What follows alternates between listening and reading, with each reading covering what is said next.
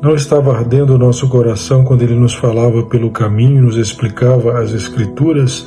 Meus queridos irmãos e irmãs, hoje é quarta-feira da oitava da Páscoa, este tempo solene de alegria em que celebramos a ressurreição de nosso Senhor Jesus Cristo. Vida nova. No Evangelho de hoje, segundo Lucas, nós ouvimos o relato dos discípulos de Emaús, que estão voltando para lá, desanimados, tristes, conversando pelo caminho sobre os últimos acontecimentos. O próprio Jesus se coloca no meio deles e pergunta sobre o que estão conversando. Eles dizem: você é o único peregrino em Jerusalém que não sabe o que aconteceu a Jesus de Nazaré, que foi um grande profeta, mas morreu. Alguns dos nossos foram ao túmulo e o corpo não estava lá. As mulheres também deram notícia sobre isso, mas a ele mesmo ninguém viu. Jesus diz a eles: como vocês são lentos na fé para enxergar. Eles estavam como que cegos e não conseguiram reconhecer Jesus, que se coloca no meio deles a caminhar. E começa a lhes explicar as Escrituras, a começar pelos profetas. E quando chegam ao povoado, Jesus faz como que se fosse adiante. Eles dizem: fica conosco, Senhor.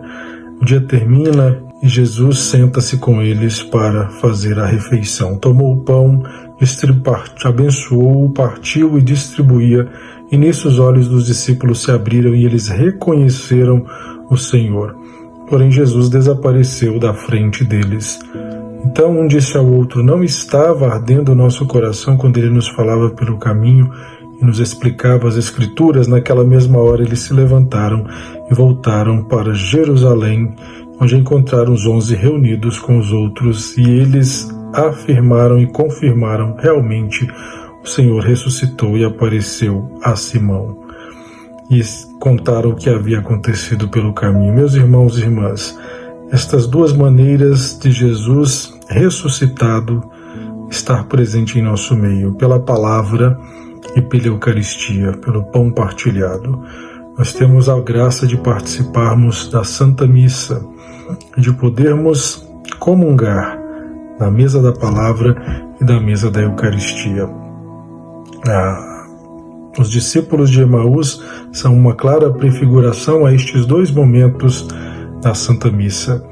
Que nós possamos fazer esta mesma experiência dos discípulos de Emaús, que o nosso coração se abra ao Cristo ressuscitado, vivo, que está no meio de nós, que caminha conosco, e que o nosso coração arda quando ouvirmos a sua palavra, e que possamos nos alimentar do pão eucarístico, este pão que nos conduz à vida eterna.